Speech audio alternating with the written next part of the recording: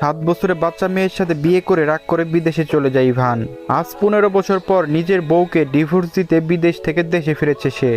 Ivan যখন বিমান থেকে নেমে এয়ারপোর্টে দাঁড়ায় তখন ড্রাইভার তাকে রিসিভ করে। ইভান গাড়িতে উঠে বসে এরপর নিজের বাড়ির উদ্দেশ্যে রওনা দেয়। আজ প্রায় 15 বছর পর নিজের দেশে ফিরেছে সে। সময়ের পরিবর্তনে তার প্রিয় শহর সম্পূর্ণরূপে নতুন হয়ে গেছে।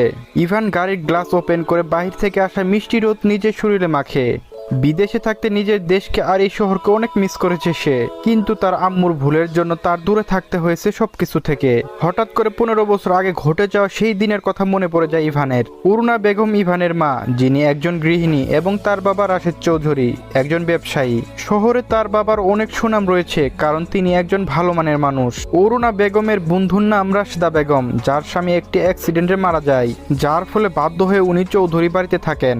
আর তার একটা ছোট 7 বছরের মেয়ে ছিল যার নাম ইনায়া।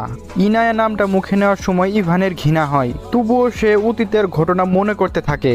ইনায়া তখন খুব ছোট, মাত্র 7 বছর বয়স, আর ইভানের তখন 15 বছর বয়স। ইভান ছোটবেলা থেকে পড়াশোনা খুব ভালো, যার জন্য বিদেশে গিয়ে পড়াশোনা করার ইচ্ছা তার ছিল।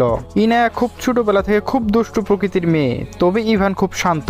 ইভান নিজের রুমে অন্য কারো প্রবেশ পছন্দ করত না, কিন্তু ইনায়া সব সময় এসে তার ঘরে সব জিনিস এলোমেলো করে দিত, যার জন্য ইভান কখনো ইনায়াকে পছন্দ করে নাই, বরং সব সময় তাকে বকা দিত।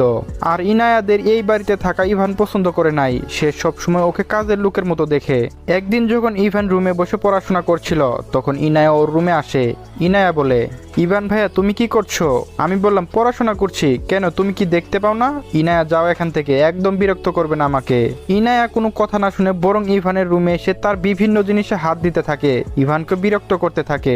ইভানের রাগ উঠে যায়, সে একটা থাপ্পড় দেয় ইনায়ার গালে।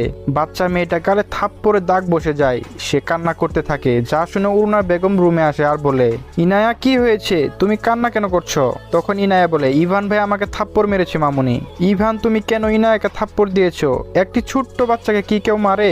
আমি বললাম, দেখো আম্মু, আমার কোনো দোষ নাই, ও আমার রুমে এসে আমাকে বিরক্ত করছে, যার জন্য থাপ্পড় দিয়েছি।